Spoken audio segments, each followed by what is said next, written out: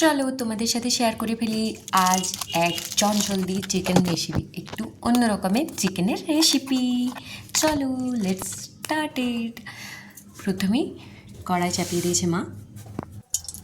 প্রথমেই নিয়ে নিতে হবে পরিমাণ মতো তেল, তারপর তেলটা গরম হয়ে গেলে পেঁয়াজ কুচিগুলো ছেড়ে দিতে হবে। দেখো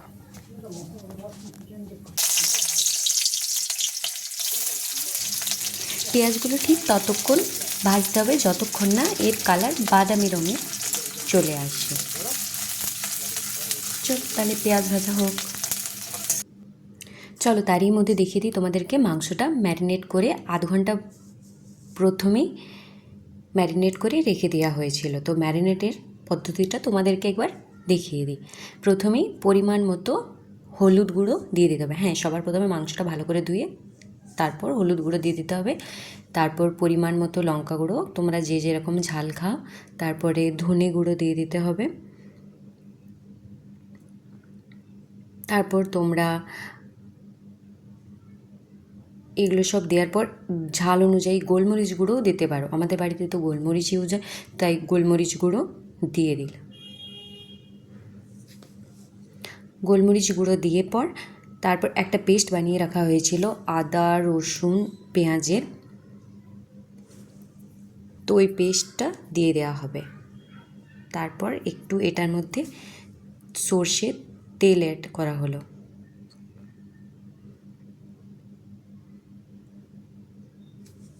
তারপর এই আদা রসুন আর লঙ্কা পেঁয়াজের পেস্টটা দিয়ে দেওয়া হলো। দেখো তোমরা, তারপর এটাকে ভালো করে ম্যারিনেট করতে হবে। দেখো মা চামচের সাহায্যে ম্যারিনেট করছে, তোমরা চাইলে হাতেও করতে পারো।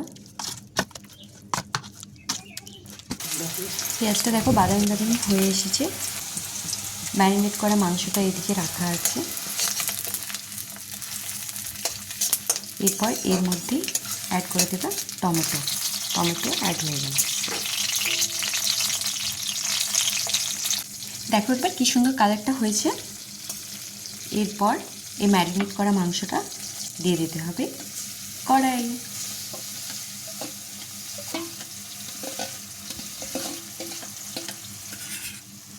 এরপর মিক্স করতে হবে ভালো করে।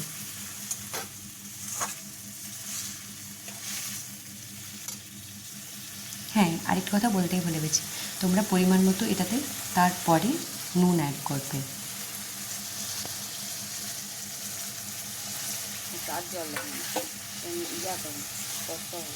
দেখে নাও।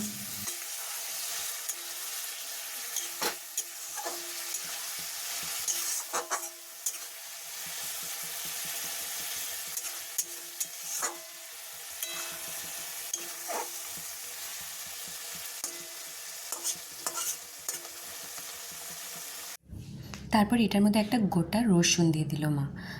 আমি তো মাংস সাথে রসুন খেতে খুব ভালোবাসি। তোমাদের কার কার ভালো লাগে অবশ্যই কমেন্টে জানিও। ফাইনাল চিকেনের লুকটা কড়াইয়ের মধ্যে তুলতে ভুলে গেছিলাম, তাই মা বাটি সার্ভ করে দিয়েছিল, তো বাটিরই লুকটা তোমাদেরকে দেখিয়ে দিলাম। দেখো আজকে আমাদের বাড়িতে এই আইটেম হয়েছিল। তোমাদের কেমন লাগলো ভিডিও অবশ্যই কমেন্ট করে জানিও এবং লাইক শেয়ার এবং সাবস্ক্রাইব করে দিও।